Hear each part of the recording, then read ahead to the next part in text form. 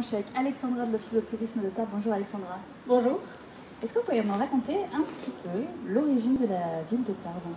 Alors oui, on pense que probablement elle a été fondée par des marchands de sel qui traversaient le piémont pyrénéen. Et ensuite Tarbes s'est développée un petit peu petit à petit. Enfin, concrètement, ils ont trouvé un point de passage au cœur de notre quartier de la Sète, côté de la cathédrale, où se situe un gué qui leur permettait de traverser la Dour, qui était à l'époque un gros torrent de montagne. Et ils ont décidé de s'installer sur une émergence sablonneuse à cet endroit-là. Voilà. C'est à peu près tout ce qu'on sait avant le XIe siècle. C'est déjà pas mal. C'est déjà pas mal. Et du coup, Tarbes a évolué pour devenir ce qu'elle est. C'est passé peut-être par plusieurs étapes. Oui, tout à fait. Alors, il y a eu une bataille concernant un petit peu la capitale de la Bigorre des Hautes-Pyrénées entre deux villes. Il y avait Saint-Rézé, c'est une petite commune qui est à 18 km au nord de Tarbes. Et nous, Tarbes, donc il y a eu un petit peu une petite bagarre puisque chacune retrouvait des vestiges plus anciens les uns que les autres. Et le dernier, c'est nous, vous avez trouvé, 3e siècle. Et ça nous donne un avantage, donc c'est nous qui avons récupéré l'évêché et la capitale des Hautes-Pyrénées. Et ensuite, oui, au niveau de son architecture, de la constitution, oui, elle a beaucoup évolué. Il faut dire que la ville s'est traînée très très longtemps une réputation d'une ville avec une seule rue. Pourquoi? Oui, parce que... Pourquoi? En fait, la ville, initialement, c'était une succession de bourgs fortifiés, juxtaposés les uns entre les autres, et ça faisait une longue ligne de l'ouest jusqu'à l'est. Le premier, c'était vraiment le bourg de la Selle, de la cathédrale, place de l'évêché, de l'évêque et tout ça. Ensuite, il y a eu le bourg Carrière-Longue, qui en patois veut dire rue longue, pas casser la tête pour trouver le nom. Ensuite, on a mis le bourg Maubourguet. Le Bourguet, mauvais petit bourg, pas très sympa, mais c'est pas cool. C'est la place de Verdun, c'est notre place centrale. On était mauvais. Ensuite, on avait le Bourg-Vieux. Le Bourg-Vieux, c'était notre rue piétonne aujourd'hui, où on avait tous les bourgs. C'était un bourg bourgeois en fait. On retrouvait le château Comtal, on retrouvait la première mairie. C'est là où se retrouvaient les premiers conseils, les voisins pour les premiers conseils municipaux. Et ensuite, le Bourg-Neuf.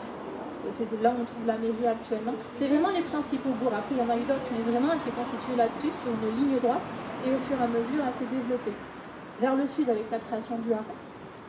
Donc, le Haras, qui, grâce à Napoléon Ier, a été créé ici, pour créer la race anglo-arabe, avec, pour point de départ, le cheval de Tarbes. Le cheval tapé. Voilà.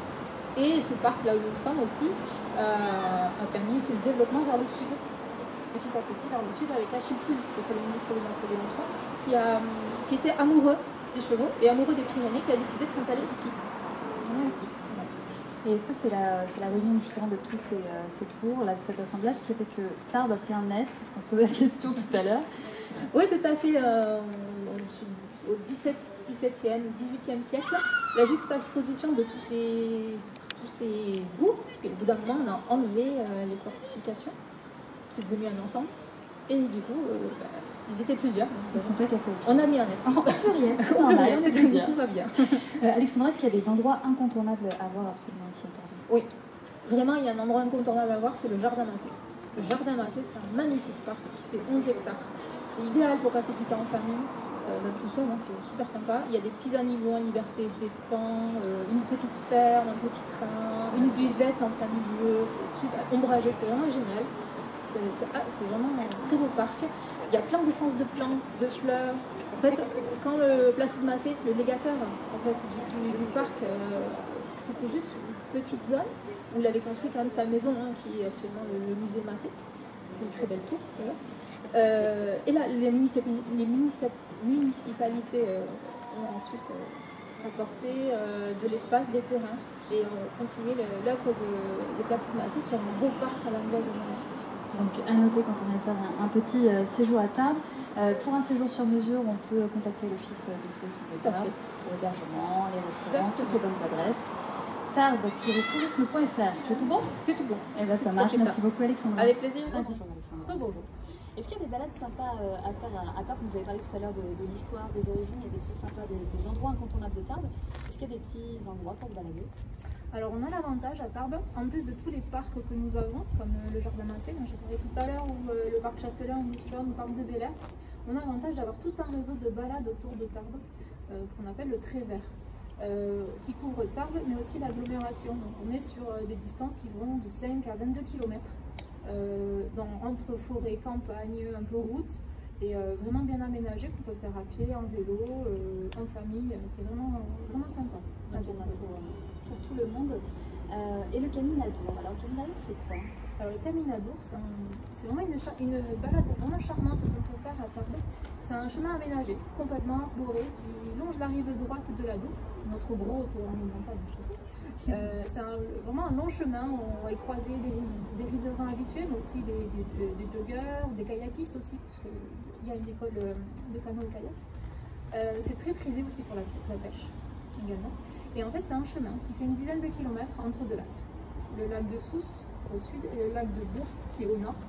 Le lac de Sousse, c'est un carpodrome, donc pour les pêcheurs, c'est vraiment l'endroit où il faut aller. Et c'est surtout que les Pyrénées, quand vous faites le chemin vers le sud, vous avez les Pyrénées en fond. Et c'est absolument superbe. Surtout quand il fait beau, que c'est dégagé. Et l'idéal, c'est qu'il y ait un peu de neige sur les montagnes. C'est encore plus joli. Et c'est un chemin où toute la famille peut aller. On peut y aller en vélo, à pied, avec des personnes à mobilité réduite, avec des chiens. Et l'avantage, tous les parkings sont gratuits à proximité. Il y a le bus aussi, le réseau urbain, qui vous permet d'accéder très rapidement.